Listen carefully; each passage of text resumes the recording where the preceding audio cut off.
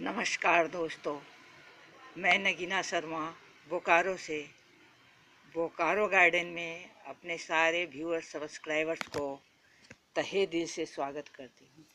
दोस्तों, ये जो आपके सामने प्लांट मैंने रखे हैं उसे आप पहचान रहे होंगे।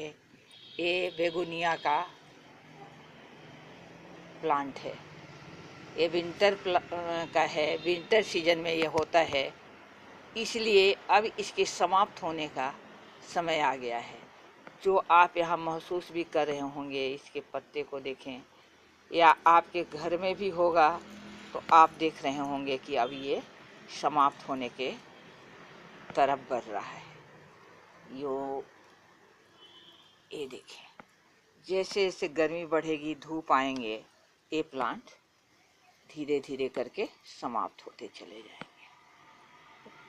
तो दोस्तों, मैंने इसे पिछले साल बचा लिया था।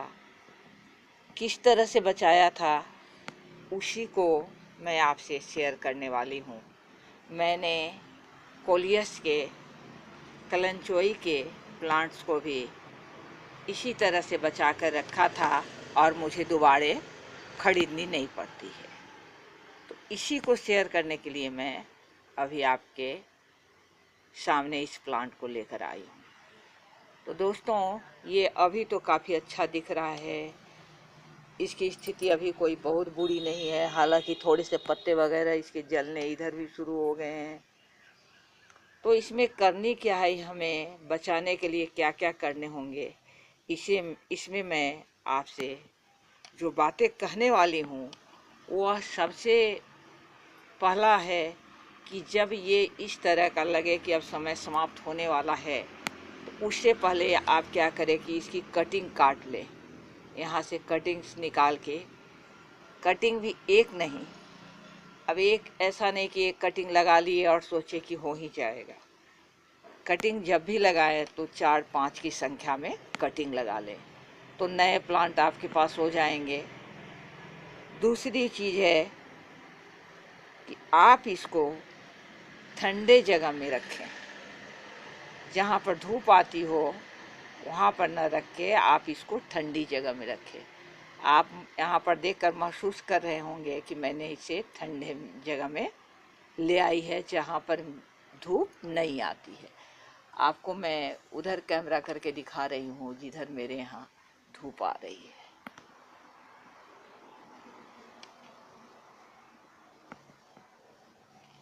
तो दोस्तों, दूसरी चीज़ है कि इसको ऐसे जगह में, छायादार जगह में ले आएं जहाँ पर धूप नहीं आती।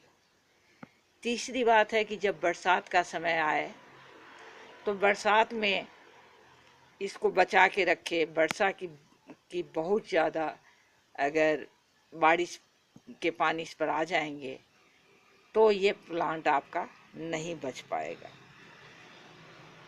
इसके बाद मैं आपसे बात करूं तो जो सबसे पहले बातें करने वाली थी कि ड्रेनेज इसका ज़रूर चेक कर लें। ड्रेनेज होल में अगर कुछ गंदगी फंसी हुई हो तो उसको ज़रूर निकाल दिया करें। बहुत ज़्यादा गर्मी हो तो उस हालत में आप इसमें थोड़ी ठंडे जल से, ऐसा नहीं कि फ्रिज का बर्फ़ डाल देना है, लेकिन थोड़े ठंडे जल से इसको स्नान करवा दिया करें।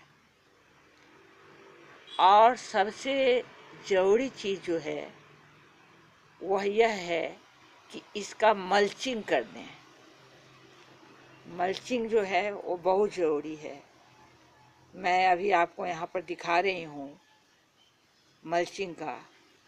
मल्चिंग क्यों ज़रूरी है वो आप भी जानते हो, लेकिन फिर भी उसके बाद मैं एक बार आपसे यह कह देना चाहती हूँ कि खरपतवार और जो बिट्स होते हैं, जैसे इसमें देखो ये सब निकले हुए हैं, ये निकले हुए हैं, ये निकले हुए हैं, इधर निकले हुए हैं, ये सब नहीं निकलेंगे।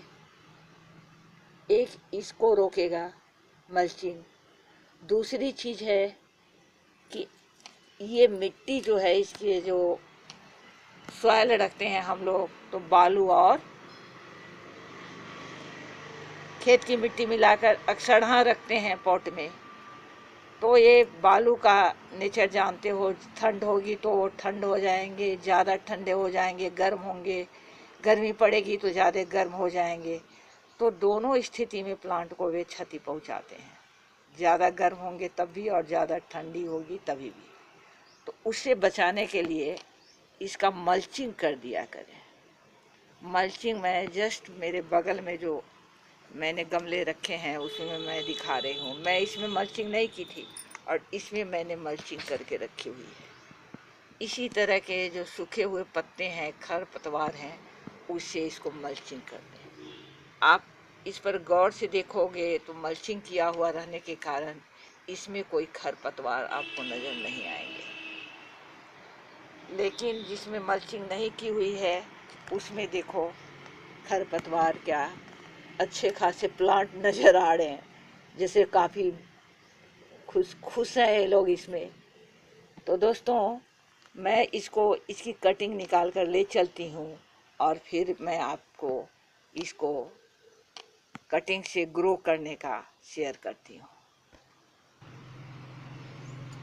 कटिंग लगाने के लिए जो सॉइल मैं रखती हूँ उसमें किसकी मात्रा क्या होती है उसको मैं आपसे शेयर करना चाह रही हूँ।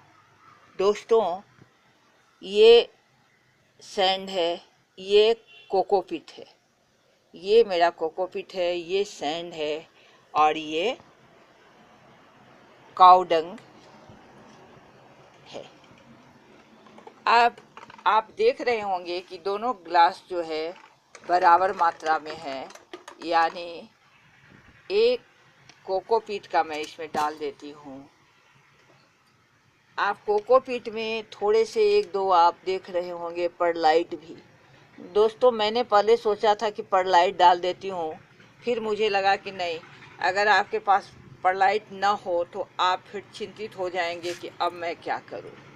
तो फिर मैंने अपना विचार बदल लिया और परलाइट की जगह पर मैं उसका सैंड का उपयोग कर रही हूँ। तो दोस्तों, परलाइट और सैंड में कोई खास अंतर नहीं है, दोनों का काम सेम ही है, दोनों का यूज सेम ही है। तो इसलिए उसमें आप घबराया ना करें। तो 50-50% मैं इसमें कोकोपीट और सैंड डाल दी हूँ और इतने से इसमें काउडंग डाल दिए हैं। अब इनको आपस में अच्छे से मिला लेनी है।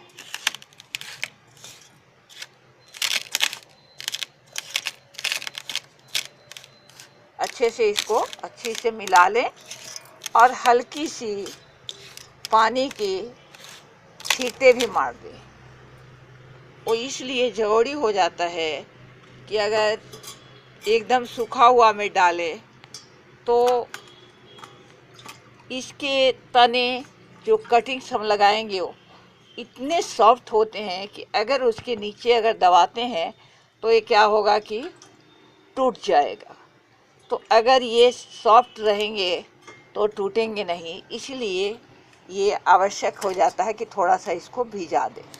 ये थोड़ा भीग जाएगा तो ये आसानी से उसमें हमारे जो कटिंग्स हैं वो आसानी से इसमें लग जाएंगे। अब इसको मैं अच्छी तरह से मिला लेती हूँ और पॉट में रख लेती हूँ। इसके बाद फिर मैं आपसे शेयर करती हूँ।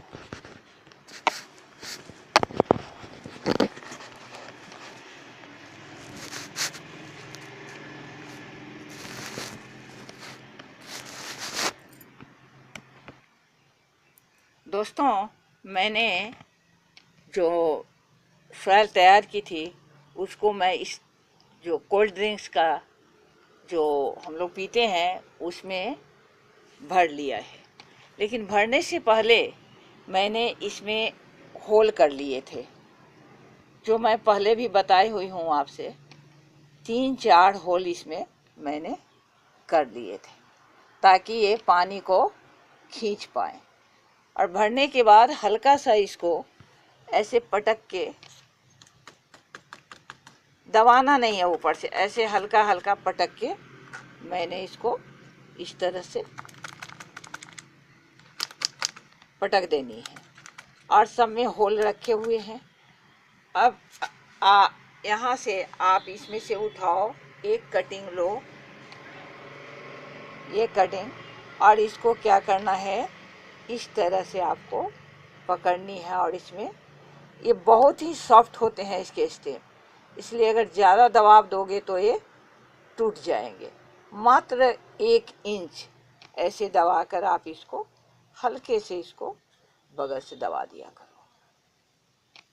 तो इस तरह से आप कटिंग लगा लोगे तो फिर आपके, अब 4-5, मैं यहाँ 5 लगा रही हूँ, लगाने में 4-5 से कम नहीं लगानी है, क्योंकि सारे के सारे लग जाए ऐसा कोई ज़रूरी नहीं है।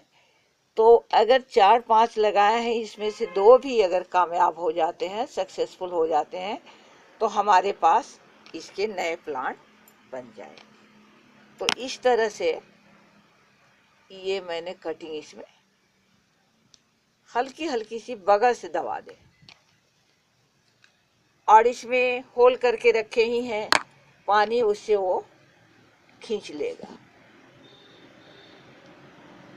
और इसको छायेदार जगह में, जहाँ पर छाया हो, धूप ना हो, ऐसे जगह में इसको रखा करें। अब इसमें पानी भर देनी है, ताकि इसमें पानी भरे रहेंगे तो मुझे बार बार पानी देनी नहीं पड़ेगी। इसमें पानी भर के इसको छोड़, और ठंडे जगह में इसको ले जाके रख देनी है। तो दोस्तों, हम लोगों ने जो देखे हैं, जो करने हैं, उसको एक बार फिर से देख लेते हैं। सबसे पहली बात तो ये है कि प्लांट को धूप वाले जगह से हटाकर ठंडी वाली जगह में, जहाँ पर आपके घर में जहाँ पर ठंड हो रहती हो, वैसे जगह में इसको ले जाए। दूसरी चीज़ है कि कुछ कटिंग्स काट के नए प्लांट लगा लें। तीसरी बात हमें ध्यान रखनी है कि इसके ड्रेनेज होल को चेक कर लें कि पानी इससे अच्छे से निकलते हैं या नहीं। इसके बाद बरसात के दिनों में इसका ख्याल रखें, चाहे जैसे भी हो संभव, हम इसको हर संभव कोशिश करें कि बरसात की बहुत ज़्यादा पानी इसमें न जाए। इसके बाद धूप और गर्मी और लू की से बचाने के लिए इसकी मल्चिंग कर दें, यानी इसके चारों, प्लांट के चारों ओर सूखे हुए घास पत्ते को डाल दें। तो दोस्तों, इस तरह से हम लोग इस प्लांट को, जो विंटर का प्लांट है, इसको बचाने का तरीका आपस में शेयर किया है। देखते हैं क्या सफलता मिलती है। फिर मैं अगले वीडियो में आपसे मिलूंगी। तब तक के लिए नगीना शर्मा की ओर से सारे दोस्तों को नमस्कार, आदाब, और मेरे बच्चों को बहुत बहुत प्यार।